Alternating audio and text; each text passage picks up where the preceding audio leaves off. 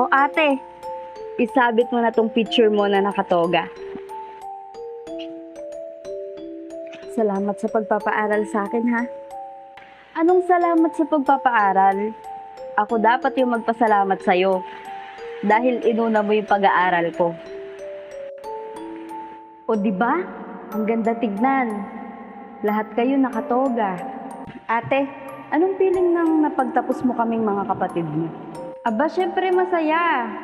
Kasi pag nakapagtapos ka, maraming opportunities. Nagsisisi ka ba na nag-sacrifice ka para sa amin? Hindi. Kasi nakikita ko yung mga pinaghirapan mo. Yung mga picture nyo na yan. Di ba lahat kayo nakatoga? Nakaka-proud bilang ate. Ngayong napagtapos mo na kami, pwede mo na pag-aralin yung sarili mo. Hindi na. Okay na ako. Tsaka, maganda naman yung kitaan ko sa pagtitinda sa palengke. Yun nga yung bumuhay sa inyo eh. O paano? Papasok na ako ha?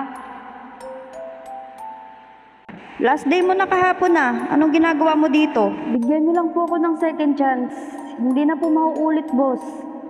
Wala naman na po akong pagkakagastusan kasi napagtapos ko na po yung mga kapatid ko. Madaming chances na yung binigay ko sa'yo. Sawang-sawa na ako kaka-cash advance mo. Pati sarili kong negosyo nalulugi na dahil sa'yo. Sige na, boss. Last chance na po to. Aayusin ko na po. Hindi na po talaga mauulit yon. Wala nang last chance. Last na yon, pero anong ginawa mo? Ang gagawin mo ngayon, isurrender mo na yung uniform na suot-suot mo. Hubad na, akin na yan. At ibibigay ko na yan sa bago.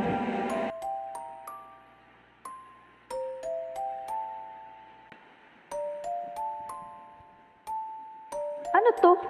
Uniform mo. Inenroll na kita ng school sa ayaw at sa gusto mo. Dahil napagtapos mo na kami, panahon naman para gumanti kami sa'yo.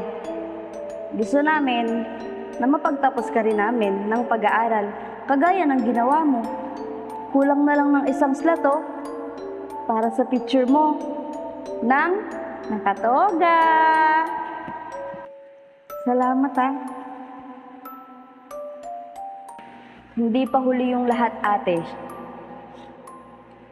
At alam ko, darating yung panahon na yon na makakumpleto yung set na yan.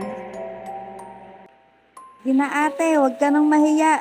Isabit mo na yan. Congratulations! Lahat na tayo magkakapatid. May picture na nakatoga.